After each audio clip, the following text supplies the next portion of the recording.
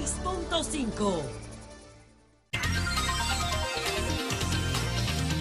Son las 7 en punto de la mañana. Buenos días, dominicanos, dominicanas, ciudadanos, ciudadanas del mundo. Julio Martínez Pozo, los comentarios de los temas más importantes en el programa de mayor influencia de la Radio Nacional. En este miércoles 6 de diciembre del año 2017. Buenos días a todo el equipo del Sol de la Mañana. María Elena Núñez, Víctor Gómez Casanova, Oli Matos, Aníbal Carrosario, Pablo Maquine, Eury Cabral, José La Luz, Melton Pineda, Dona Mauri Saibar, nuestros colegas de 5 a 7 de la mañana, Humberto Paniagua, Andrés Martínez, Yuri Rodríguez, Luis Ramírez, Daris Terrero, Joselito Félix. En Santiago de los Caballeros, Ramón Paulino, así late la ciudad corazón. Manuel González Manegonte, nuestro catedrático del sector agropecuario. Rafael Díaz, nuestro cronista deportivo. Helen Gil, nuestra productora. Sonia Patillo, nuestra coordinadora. Buenos días a Joa Bernal. Buenos días a todo el equipo de Señales TV. Buenos días a todos, a todas. Saludar pues el Premio Nacional de Periodismo otorgado en el día de ayer por el presidente Danilo Medina al periodista Osvaldo Santana. Ayer se celebró pues la ceremonia de la entrega de este Premio Nacional de Periodismo, decisión que se había tomado ya hace algún tiempo, pero por circunstancias distintas no se había formalizado el acto de entrega, que no es una decisión del presidente, sino de un jurado que está a cargo del Ministerio de Educación y del que forman parte otras personalidades. La trayectoria de Osvaldo Santana como periodista de más de 40 años es realmente más que merecedora de este galardón que ha recibido. Su ejercicio ha estado pues caracterizado por la responsabilidad, por la objetividad, también siempre pues ha tenido un rol cuestionador, también una vida gremial importante y un trato exquisito con todos sus colegas. Así es que a buena hora esta distinción a Osvaldo Santana, que la compartimos, la celebramos plenamente. Como celebramos plenamente el homenaje a la dominicanidad en este documental de Pinky Pintor, que se celebró ayer la premier por parte del Banco BHD León.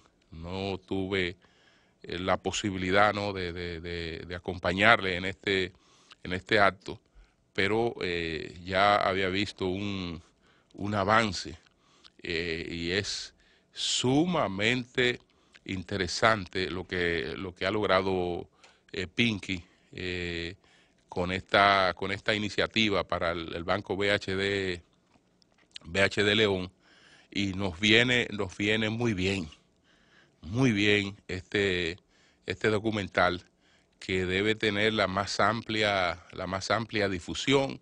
Sé que será llevado a algunas salas de cine y después pues debe estar disponible en las redes y distribuido también ampliamente, porque todo el que tiene la oportunidad, el que va a tener la oportunidad de ver este documental, en verdad que va a vivir grandes emociones sobre el orgullo de la dominicanidad. Nuestros principales exponentes del arte, el folclor dominicano, los paisajes dominicanos, los colores de la vida dominicana, están realmente pues muy bien presentados en este documental, que de que tengamos oportunidad, pues lo vamos a ver completo. Así es que nuestras felicitaciones al Banco BHD León. El sol de la mañana, el sol de la mañana. Bueno, empiezo con esta decisión secreta de Trump, que ya no es secreta. Humberto Paniagua la analizaba muy bien, la de pues materializar una decisión del Congreso de los Estados Unidos y materializar una decisión que de facto está pues en los hechos desde hace tiempo.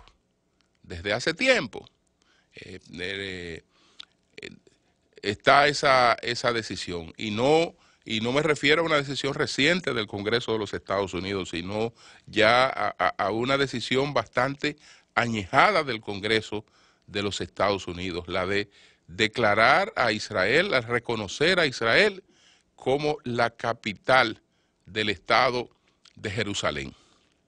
Ciertamente, pues esto plantea un grave conflicto histórico religioso, porque, como decía Humberto Paniagua, Israel pues es considerada la capital de las tres grandes religiones monoteístas del mundo. Pero estamos ante la paradoja que ninguna de esas tres religiones surgió en Israel. Sin embargo, proclaman a Israel como la referencia geográfica más arraigada de su fe. Y los otros lugares que habrían de tener esa significación como punto de partida del surgimiento de esas religiones no tienen la importancia para ellos que dan a Israel. ¿Por qué no surgieron en Israel ninguna de las tres grandes religiones monoteístas del mundo?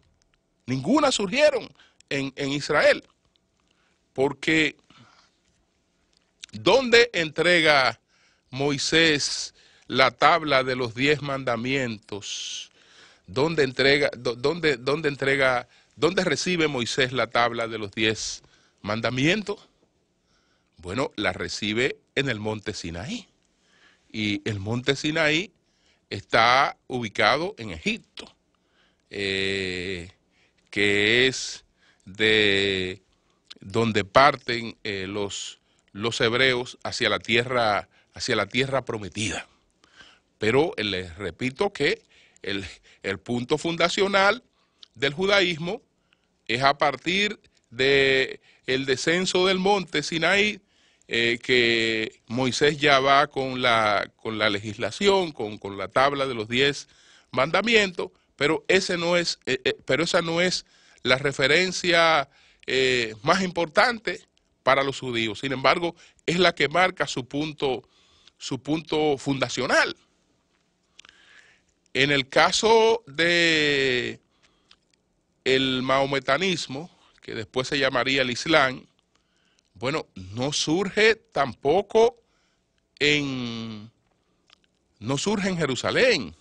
Es más, físicamente, el profeta Mahoma nunca estuvo en Jerusalén. Mahoma nunca estuvo ni de visita en Jerusalén. Sí hay una, en el Islam, hay una referencia muy simbólica de la presencia del profeta Mahoma en Israel. Pero ¿cómo llega Mahoma a Israel sin nunca haber estado en Israel? Bueno, estaba un día orando en la Meca y ahí pues sintió un mensaje,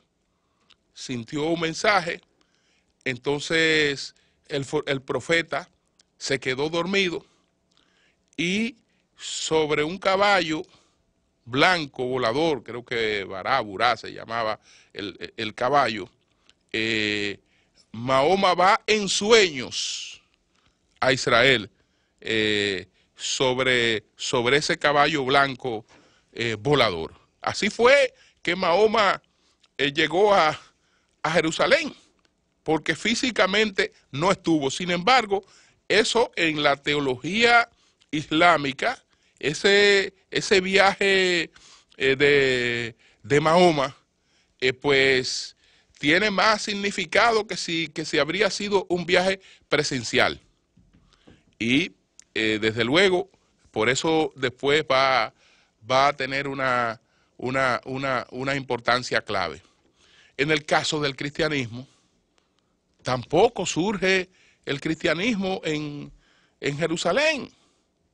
No surge para nada en Jerusalén el cristianismo, porque las primeras referencias del cristianismo como tal andan por Antioquía. Andan las primeras referencias del cristianismo. Y entonces estamos hablando en Siria, ¿no? Que hay dos referencias importantes. Hay que recordar también que cuando se produce la conversión de Pablo de Tarso iba camino a Damasco e iba al exterminio del último reducto de seguidores de Jesús que había quedado, porque ya lo había eliminado donde quiera que le había dado alcance. Y entonces quedaba un reducto en Damasco y el león de Dios, como después se llamaría Pablo de Tarso, iba a eliminar ese reducto de cristianos que estaban en Damasco, cuando recibe el mensaje, cuando en su caminata cae de golpe y recibe el mensaje de Jesús, mediante el cual experimenta la conversión. Esto planteado desde el punto de vista de la fe, hablando del punto de vista de la fe, que hablando del punto de vista secular, hablando del punto de vista, hay otras explicaciones, porque hay autores que hablan de un ataque epiléptico, él sufría de epilepsia y que ese contacto que sintió con Jesús, pues lo experimentó en uno de esos ataques de epilepsia. Pero vámonos a la lectura teológica, a la lectura de fe, de que se produjo realmente esta comunicación entre Pablo, este llamado que le hace Jesús: Pablo, Pablo, ¿por qué me persigues? Y entonces ahí él experimenta la conversión y la promesa de convertirse en el primer guardián del cristianismo. Entonces, lejos de ir al exterminio hacia donde se dirigía, lo que hace es que empieza a fundar las primeras comunidades que después se llamarían cristianas, pero nada de eso ocurrió en en Israel. Absolutamente nada de eso ocurrió en Israel. ¿Qué acontecimientos posteriores van a ocurrir en Israel? Como el profeta, bueno, lo primero con los judíos. Los judíos realmente todavía no existía el judaísmo cuando se produce la construcción del templo de Jerusalén. Cuando se produce la construcción del templo de Jerusalén, no había surgido el judaísmo como lo que se convirtió después. Existía una cierta práctica de fe y una creencia se empezaba a forjar una creencia en un Dios único, pero eso todavía no era el judaísmo. Pero bueno, en base a esa creencia se erige el templo de Jerusalén, pero resulta que después que los judíos van de nuevo al exilio, después de la invasión de Nabucodonosor, es en el exilio cuando surge el judaísmo. El derribo del templo se convierte en una lectura nostálgica, y a partir de esa lectura nostálgica ellos empiezan a darle sentido teológico a una serie de situaciones, y a partir de ese sentido teológico surge en el exilio el judaísmo. Pero por lo menos ellos tienen la referencia del primer templo, y el primer templo antes lo era todo. Entonces, porque después del derribo del templo, es en el exilio donde ellos se dan cuenta que el judaísmo es algo más que un edificio. Es decir, que para ejercer su fe no tenían que estar en un edificio, que su fe ya tenía otras expresiones y que la podían llevar en donde quiera que estuvieran, que no era en el templo donde se necesariamente, no eran esas referencias geográficas necesarias donde se encontraba. Entonces, pero está esta evocación del primer templo judío, y a partir de ahí la proclama de que esa es la capital del judaísmo. Después de la muerte de Mahoma, que se forma el imperio otomano, a partir de las acciones de los califas, de las guerras de los califas mahometanos que llegan a dominar una gran parte del mundo, llegan hasta Israel y erigen el llamado Templo de la Piedra, tratando de evocar aquel viaje imaginario de Mahoma desde la Meca hasta Jerusalén. Construyen un templo, y por ese templo también reclaman a Israel como la capital de su religión. Ese templo después se derribó, y justamente por eso fue que Osama Bin Laden dispuso el derribo de las Torres Gemelas un 11 de septiembre, porque un 11 de septiembre, por allá, por el 911, algo así, se derribó ese templo en Israel, producto de un fenómeno natural. Y entonces eso pasó también a ser una fecha referencial importante. Entonces, en el caso de los cristianos, los cristianos realmente nunca han tenido esa gran presencia en Israel, nunca. En los tiempos de Jesús, minoría, y 2000 años después, minoría. Minoría porque nunca aceptaron como tal a Jesús. Algunos valoran su mensaje, pero no lo creen, ni el Hijo de Dios, sino otro profeta. En muchos casos, otro profeta. Y por eso el cristianismo es minoría en los lugares donde se produjo la vida de Jesús.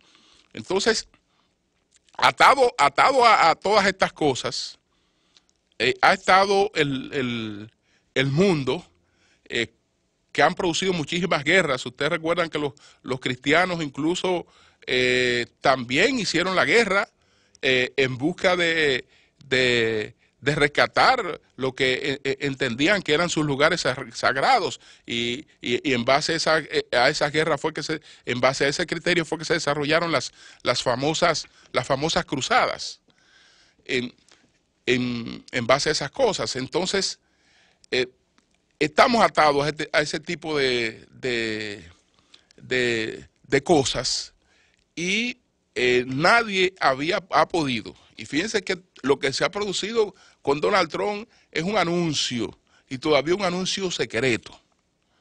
Desde luego que yo creo que Donald Trump tiene las colgaderas necesarias para llevar a cabo esa acción, independientemente de las consecuencias que pudieran tener para el mundo, que son impredecibles.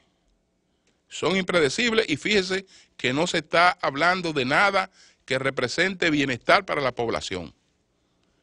Se está hablando de algo que más bien convendría a las tres religiones monoteístas asumirlo en función de un acuerdo consensuado, cada una proclamar pues su lugar, y vivir en armonía, recibiendo realmente el turismo de toda parte del mundo en función de la fe que experimente cada quien y cada una de ellas, pues beneficiándose de esa evocación. Pero esto tiene esa connotación, y desde luego que va a ser un elemento nuevo de conflicto, este reconocimiento que no es de Trump.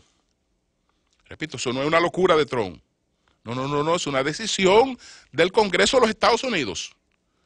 Y lo que aparentemente hará Trump ahora será materializar esa iniciativa. Pero bueno, por otra parte, quiero hablar de la situación del Partido de la Liberación Dominicana. Bueno, ¿qué es lo que está pasando en el PLD? ¿Y qué es lo que ha hecho el expresidente Leonel Fernández a fijar posición como la hizo esta semana? Y ya había fijado posición Reinaldo Pared Pérez.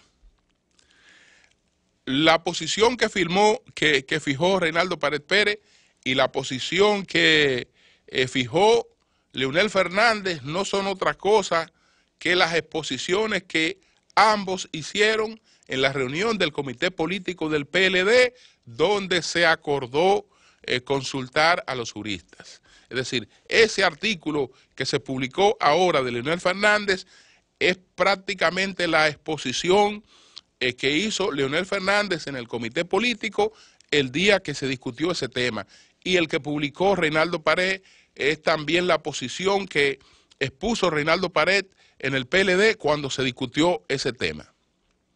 Ningún problema, porque ahí están expresadas las posiciones distintas, y un partido no tiene problema por expresiones de posiciones distintas. Al fin y al cabo, pudiera y deberá tener la capacidad de buscar un consenso. El problema es que la lectura va más allá de las diferencias por el tema de las primarias abiertas o cerradas, que sería un asunto sin importancia trascendental, porque el que no tiene capacidad de ganar unas primarias abiertas, el que le teme a unas primarias abiertas, pues también debe tener problemas en unas elecciones abiertas. Es decir, el que está en capacidad de ganar unas elecciones, está en capacidad de ganar unas primarias cerradas o abiertas. Es decir, no tiene problema con eso. Y si tuviera dificultad con eso, entonces habrá que revisar sus posibilidades reales de ganar unas elecciones nacionales. Eso no sería un tema de tanta trascendencia. El problema es que en esto Leonel Fernández está trazando una raya de pizarro. Está comunicando una posición, no quiero decir radical, voy a decir firme, en cuanto a la lectura que tiene de los acontecimientos futuros en el PLD. Es decir, que cuando él ve que esta semana, fíjense que el artículo de él no se publicó a propósito como respuesta al artículo de Reinaldo, que habría sido también más lógico si tuvimos un debate interno y el secretario general ha expuesto públicamente en un artículo la posición que sustentó a lo interno, pues ningún problema que el presidente del partido también haga lo propio. No, el presidente no lo hizo en la ocasión en la que se publica el artículo de Reinaldo Pérez. Lo hace cuando se desarrolla en el país una actividad que él y su grupo o su sector, no lo estoy disminuyendo, o la gente que le apoya, lo ven como parte ya de un cronograma para la imposición de las primarias abiertas. Entonces él sale a decir, eso no lo acepto. En el fondo lo que está planteando, eso no lo acepto. Realmente ahora no hay un espíritu para llevar a cabo esa discusión. Ya lo que quedó aprobado en el comité político ha quedado atrás. Ellos, en definitiva, porque también intervino Danilo Medina, que es el único que no ha publicado un artículo sobre la posición que expresó en el comité político. Pero la posición que expresó en el comité político fue en favor de las primarias abiertas. Solo que el presidente Fernández hizo algunos señalamientos que son los que están en su artículo, donde alega inconstitucionalidad de esta cuestión, y el presidente Danilo Medina entonces dice que ha jurado defender la Constitución y las leyes, que si eso fuera inconstitucional, pues realmente no lo propondría. Y entonces Leonel plantea que si no es inconstitucional, él lo apoya, y a partir de ahí surgió lo de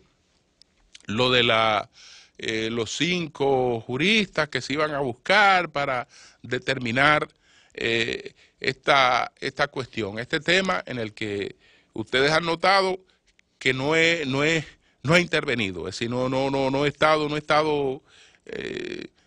hablando de eso porque realmente no le veo cuál es la trascendencia real de este asunto, porque repito, si tiene problemas para una primaria abierta, eso está comunicando también otras debilidades. Entonces, ¿qué pasa?